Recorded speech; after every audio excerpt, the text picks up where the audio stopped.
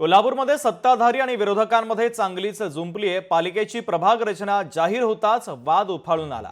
सत्ताधाऱ्यांच्या सोयीची प्रभाग रचना असल्याचा काँग्रेसनं आरोप केलेला आहे। विरोधकांचं डिपॉझिट जप्त होण्याचा भाजपचा इशारा आहे।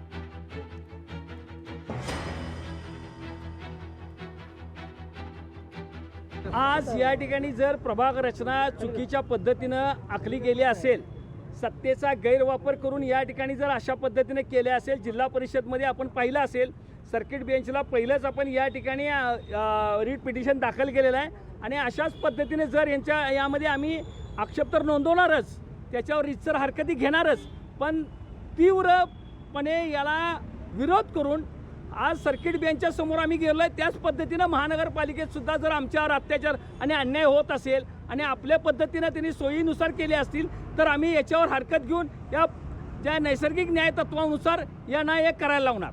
प्रभाग रचना करत असताना ते इंडिपेंडेंट अथॉरिटी मार्फत होणं गरजेचं होतं, ज्यांचा दैनंदिन आणि कोल्हापूर महानगरपालिकेशी काही संबंध नाही अशा कर्मचारी आणि अधिकाऱ्यांमार्फत होणं गरजेचं होतं।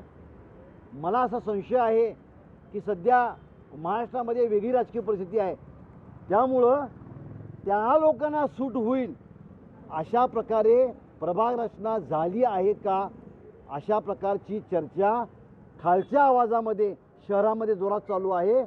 आम्ही तर हरकत घेणारच आहोत, परंतु हरकत घेण्यासाठी वेळ का तुम्ही अशी आणता? तुम्ही प्रामाणिकपणे कामं का करत नाही? तुम्ही नॉन बायस ही यंत्रणा आणि ही प्रक्रिया का राबवत नाही? हा आजचा आमचा प्रश्न आहे। लोकशाही मराठी ऐका, पहा, जागरूक रहा।